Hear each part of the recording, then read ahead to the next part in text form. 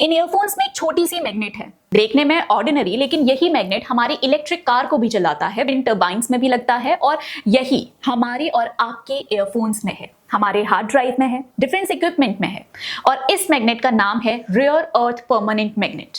अब एक सवाल, क्या भारत ये बनाता है? जवाब है नहीं, लेकिन अब बनाएगा। क्यों? क्योंकि अश्विनी वैष्णव ने 30 मार्च को इलेक्ट्रॉनिक्स कंपोनेंट मैन्युफैक्चरिंग स्कीम के अंडर 7,104 करोड़ के 29 प्रोजेक्ट्स अप्रूव किए, लेकिन इनमें सबसे बड़ा मूव है इंडिया का पहला indigenous rare earth permanent magnet REPM manufacturing unit, जिसे लोहम क्लीन टेक उत्तर प्रदेश में लगाएगी लगभग 700 करोड़ के इन्वेस्टमेंट के साथ। अब सवाल ये है कि ये डील इतनी बड़ी क्यों?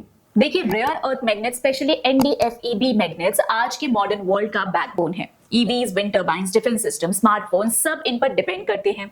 विंड टर्बाइंस लगाओगे, मैग्नेट चाहिए। फाइटर जेट बनाओगे, मैग्नेट चाहिए। MRI machine, industrial robots, consumer electronics, हर जगह यही काम आते हैं। अब प्रॉब्लम ये थी कि इंडिया इनका 80 to 90% इंपोर्ट करता था, वो भी मेनली चाइना से, जिसका ग्लोबल सप्लाई चेन पर करीब 85 to 90% कंट्रोल है। मतलब अगर सप्लाई डिस्ट्रप्ट हो जाए तो EV से डिफेंस तक सब इंपैक्ट हो सकता है, यानी कोर टेक्नोलॉजी किसी और के कंट्रोल में थी।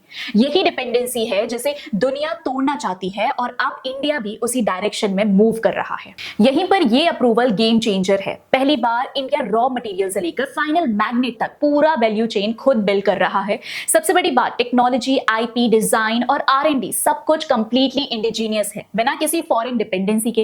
इसका डायरेक्ट इंपैक्ट ये होगा कि EV इंडस्ट्री को स्टेबल सप्लाई मिलेगी, रिन्यूएबल एनर्जी को बूस्ट मिलेगा और डिफेंस सेक्टर की इंपोर्ट डिपेंडेंसी कम होगी, जो नेशनल सिक्योरिटी के लिए क्रिटिकल है। और ये सिर्फ एक प्रोजेक्ट नहीं, बल्कि एक लार्जर इकोसिस्टम का पहला स्टेप है। नवंबर 2025 के 7,280 करोड़ REPM स्कीम का ये पहला रियल एग्जीक्यूशन है, जिसका टारगेट है 6,000 ton per annum capacity build करना, जबकि डिमांड ऑलरेडी 4,000 टन के आसपास है और तेजी से बढ़ रही है।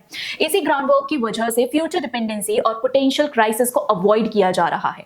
इस प्रोजेक्ट से इकोनॉमी पर भी अच्छा असर होगा। 84,000 करोड़ से ज्यादा प्रोडक्शन और 14,000 प्लस जॉब्स। लेकिन सबसे बड़ा इंपैक्ट है स्ट्रेटेजिक इंडिपेंडेंस। आज के टाइम पर जो कंट्रीज क्रिटिकल मिनरल्स कंट्रोल करती हैं, वही रियल पावर होल्ड करती हैं और इंडिया अब उस रेस में एंटर कर रहा है। और यहाँ अपोजिशन, खासकर राहुल गांधी की सो कॉल्ड पॉलिटिक्स अभी भी PM मोदी की इमेज को डिस्ट्रॉय करने के एजेंडा तक ही सीमित है, लेकिन ग्राउंड रियलिटी ये है कि सरकार क्वाइटली फ्यूचर बिल्ड कर रही है, क्लियर डायरेक्शन के साथ, और इंडिया को वैल्यू चेन में नीचे से ऊपर ले जा रही है।